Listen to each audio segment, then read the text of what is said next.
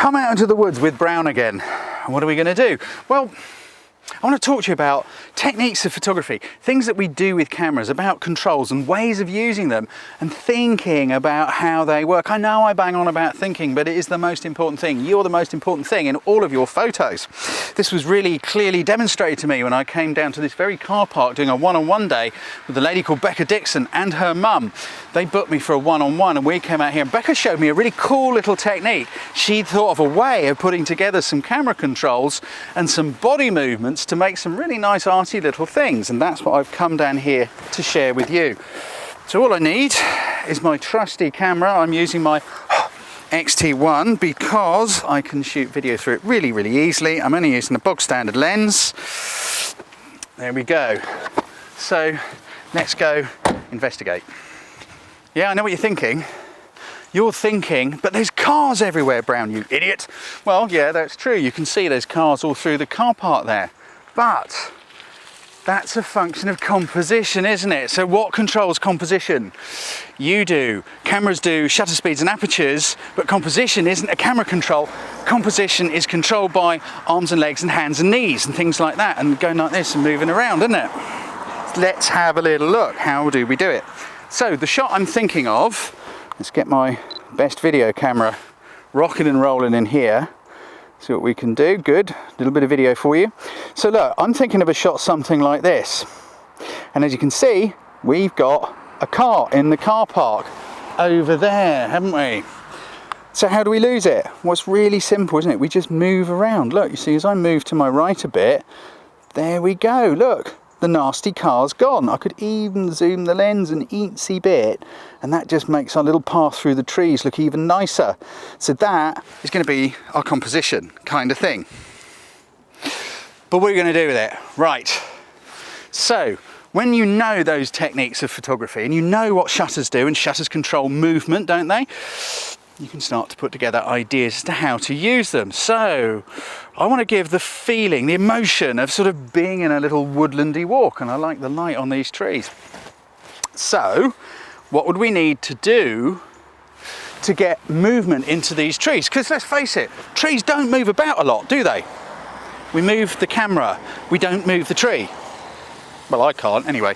So we'd need to use a slow shutter speed, wouldn't we, to induce movement. That means I'm going to have to put on a low ISO. Let's have a little look and see what kind of a shutter speed I can get. So let me start closing down my aperture. I was on f4, we're now going down to f22. I've got 2.5. I got a third of a second. And I'm not altogether sure a third of a second is going to be slow enough. All we can do is try it. You must try things out. Now, I don't know if you noticed a moment ago, I just kind of moved my hips. I kind of went from here to here. And that is because here I can see, this is going to be blurry, but you can see the car.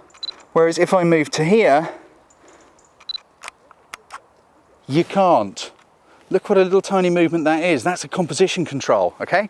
So let's see what we can do. Let's get back on subject.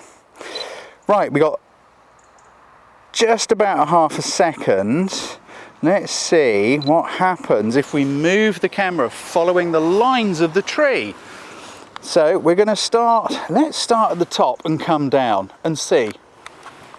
Okay, well, we got something a little bit blurry, but it's a bit messy, and we missed the woodland walk. The shutter speed was too fast. So let's try moving a bit faster. That's not very good either, is it? Let's try going the other way. Always try things out. What will happen if we start at the bottom and move up? Let's make sure I haven't got my car in the shot. Start down here. Oh, the light's changed. We've got a slower shutter speed now. Okay. Well, it's looking better, but we're still not getting it. Let's just see. I want to see more of those trees. Let's just see. Let's go a little bit more slowly.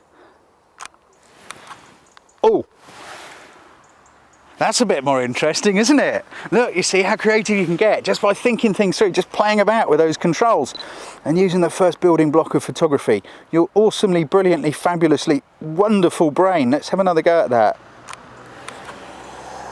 Now look, what we're doing here is holding the shot at the beginning. So I've got, what, a 1 second roughly, nearly 1 second exposure, it's about half a second.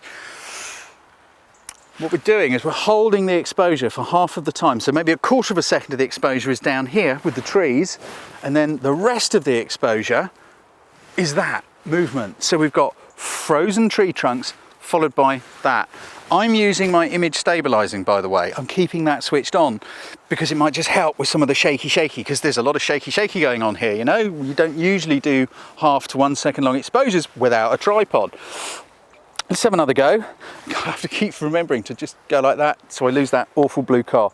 Right, one more. Let's just focus. I've got my tree in place. And, oh, I like that one. Oh, I do like that one.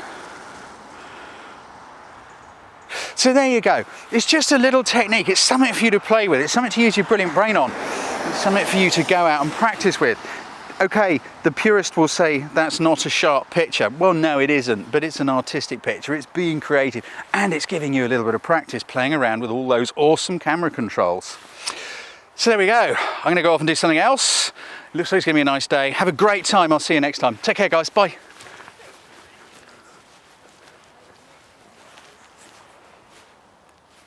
Subscribe to our YouTube channel to be notified each time we upload one of our cool photography videos, or for more great photo tips, workshops and training, come and see us at our website, photographycourses.biz.